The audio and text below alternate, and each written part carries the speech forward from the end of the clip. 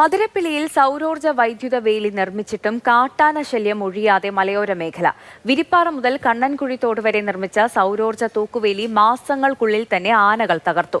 കൃത്യമായി വൈദ്യുതി പ്രവഹിക്കാത്തതും അറ്റകുറ്റപ്പണികൾ നടത്താത്തതുമാണ് ആനകൾ വേലി തകർക്കുവാൻ കാരണമെന്ന് പ്രദേശവാസികൾ പറയുന്നു.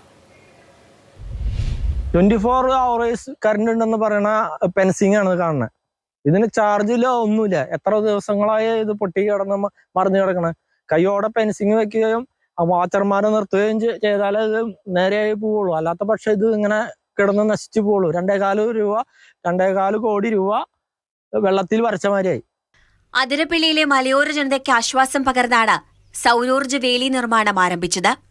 പരിയാരം പഞ്ചായത്തിലെ വിരിപ്പാറ മുതൽ അതിരപ്പിള്ളി പഞ്ചായത്തിലെ കണ്ണൻകുഴി വരെയുള്ള ജനവാസ മേഖലയിൽ ഇറങ്ങുന്ന കാട്ടാനക്കൂട്ടത്തെ തടയാനാണ് വേലി നിർമ്മിക്കുന്നത്.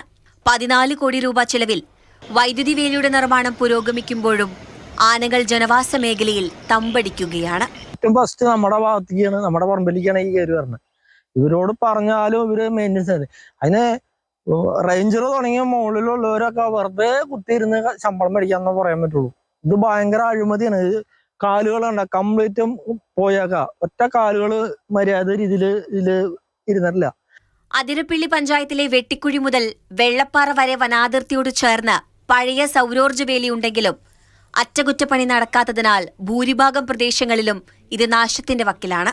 പ്ലാന്റേഷൻ മേഖലകളിലും വെറ്റിലപ്പാറയിലെ ജനവാസ മേഖലയിലും കാട്ടാനകൾ ഭീകരാന്തരീക്ഷം സൃഷ്ടിക്കുന്നുണ്ട്. കാട്ടാനകളെ പുഴ കടത്തി വനമേഖലയിലേക്ക് കയറ്റിവിടണമെന്നും വൈദ്യുതി വേലിയുടെ അറ്റകുറ്റപ്പണികൾ തീർത്ത് പ്രവർത്തനക്ഷമമാക്കണമെന്നുമാണ് നാട്ടുകാരുടെ ആവശ്യം.